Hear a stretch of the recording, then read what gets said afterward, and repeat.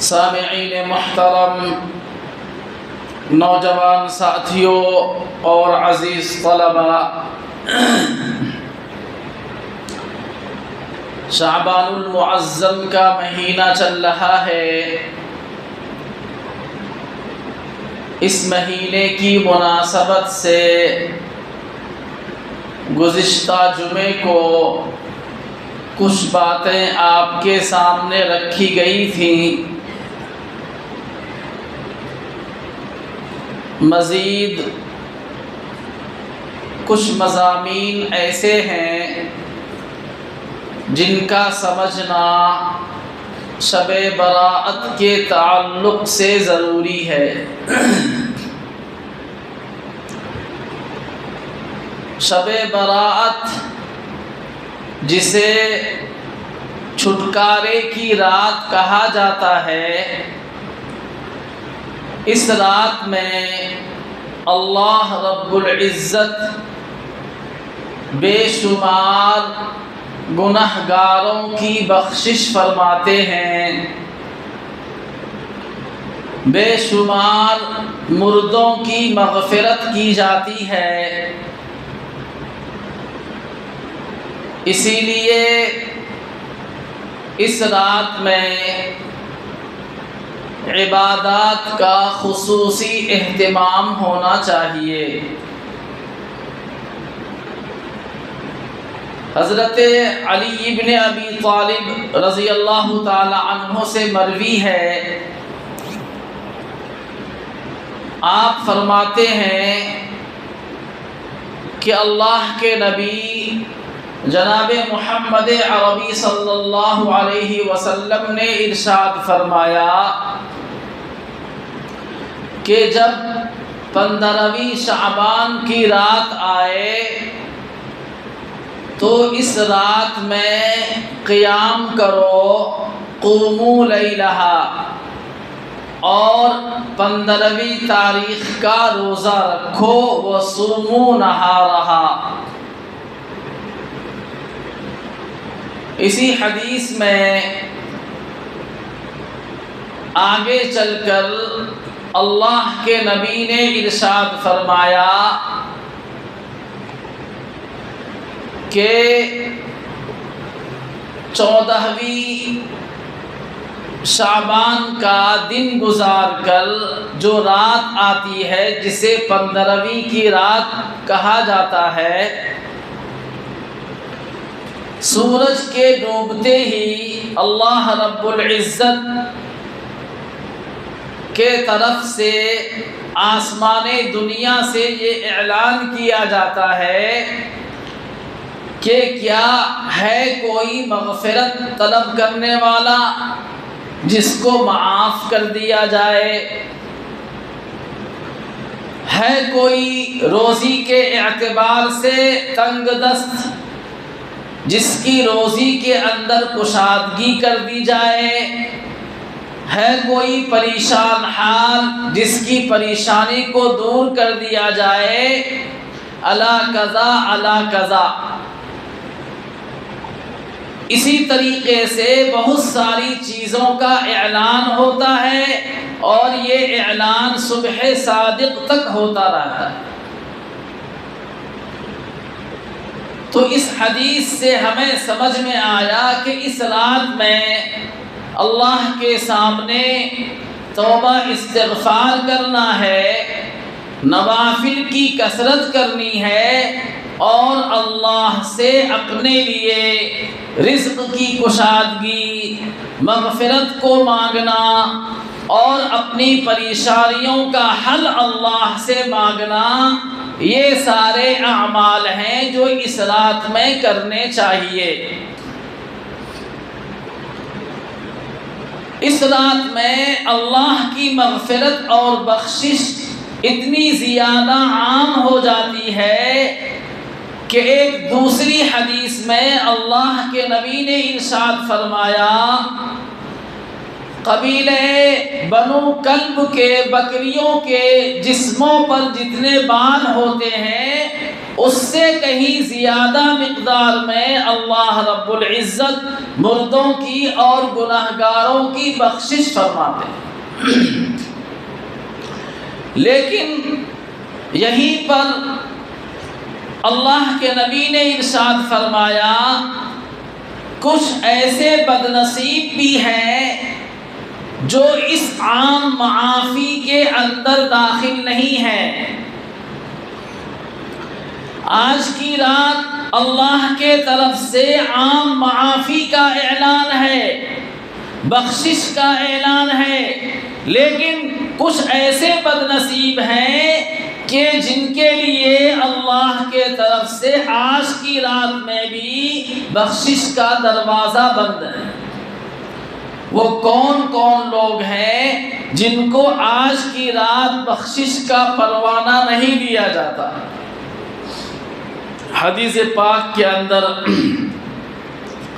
اللہ کے محبوب نے ارشاد فرمایا ان بد نصیبوں میں سے سب سے پہلا شخص وہ ہے جو اللہ کے ساتھ شرک کرنے والا ہے۔ اس رات میں ہر ایک کی بخشش کر دی جاتی ہے، لیکن مشرک کی بخشش نہیں ہوتی۔ مشرک وہ شخص ہے جو اللہ کے ساتھ اس کی وحدانیت میں، اس کے ذات و صفات میں کسی اور کو شریک ٹھہرائے، اللہ کو چھوڑ کر کسی اور کو اپنا معبود اور خدا بنائے تو اسے مشرک کہا جاتا ہے۔ ایسے لوگوں کے لیے آج کی رات بخشش کا اعلان نہیں کیا جاتا ہے، یہ مغفرت اور بخشش سے محروم رہتے ہیں۔ شرک کے بارے میں قرآن پاک ہی میں اللہ نے ارشاد فرمایا کہ یہ اتنا بڑا گناہ ہے، اتنا بڑا گناہ ہے کہ اللہ تمام گناہوں کو معاف کر دیں گے اگر چاہیں گے، لیکن مشرک کی بخشش نہیں ہوگی۔ ان اللہ لا یغفر ان یشرک بہ ویغفر ما دون ذلک لمن یشاء۔ جو اللہ کے ساتھ اس کے ذات و صفات میں کسی کو شریک کرے اللہ اس کو کبھی معاف نہیں کریں گے، لیکن اس کے علاوہ بڑے سے بڑا گناہگار اگر ہے اللہ چاہیں گے اپنے فضل سے اسے معاف کر دیں گے۔ تو پہلا بد نصیب مغفرت سے محروم ہونے والا مشرک ہے۔ دوسرے نمبر پر اللہ کے نبی نے ارشاد فرمایا کہ والدین کا نافرمان، وہ شخص جو اپنے ماں باپ کی نافرمانی کرتا ہے، مسلسل ماں باپ کی نافرمانی میں لگا ہوا ہے، ان کے دلوں کو دکھاتا ہے، ان کو تکلیف پہنچاتا ہے، تو اللہ کے نبی فرماتے ہیں عام معافی کا اعلان ہے، لیکن والدین کے نافرمان کی بخشش اس رات میں بھی نہیں ہوتی۔ اس سے ہمیں سمجھ لینا چاہیے کہ ہمیں اگر کوئی اپنے والدین کا نافرمان ہے تو فوراً اسے توبہ استغفار کر کے اپنے ماں باپ کو راضی کرنا چاہیے، ان کو خوش کرنے کی کوشش کرنی چاہیے، ورنہ ہم اللہ کے عام معافی کے اندر داخل نہیں ہو سکیں۔ والدین کی اطاعت اور ان کی فرما برداری کو اللہ نے اتنی بڑی عبادت قرار دیا ہے، اتنی بڑی عبادت قرار دیا ہے کہ قرآن پاک میں جگہ جگہ جہاں کہیں اللہ نے اپنی عبادت کا حکم دیا ہے، ساتھ ہی ساتھ یہ بھی فرمایا کہ اپنے والدین کے ساتھ حسن سلوک کیا کرو، ان کے ساتھ اچھا برتاؤ کیا کرو، ان کے ساتھ حسن اخلاق کے ساتھ پیش آؤ۔ اگر وہ دونوں یا ان میں سے کوئی ایک بڑھاپے کی عمر کو پہنچ جائے تو ان کی خدمت کرو، ان کا کہنا مانو، اور اگر وہ کسی بات پر تمہیں جھڑکے ڈانٹیں، بار بار ایک ہی چیز کا مطالبہ کریں، تو ان کے خلاف اف تک نہ بولنا، ہمیشہ ان کی اطاعت اور فرما برداری کرتے رہنا۔ یہ والدین کا حق اللہ نے قرآن پاک میں بیان کیا۔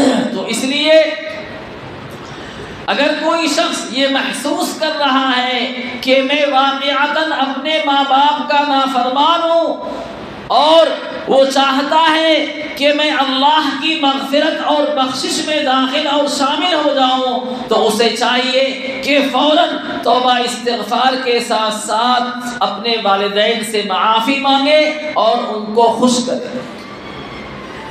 تیسرا بد نصیب جس کو اللہ کے نبی نے اس عام مغفرت سے دور رکھا ہے، وہ آدمی ہے جو اپنے دل میں، اپنے سینے میں مسلمانوں کے خلاف کینہ پالتا ہے۔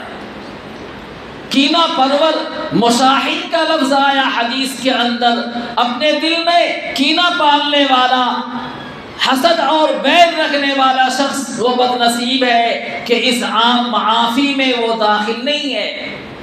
سارے گناہگاروں کو اللہ معاف فرما دے گا، لیکن کینہ پرور حسد رکھنے والے شخص کو اللہ اس رات میں بھی معاف نہیں فرمائے۔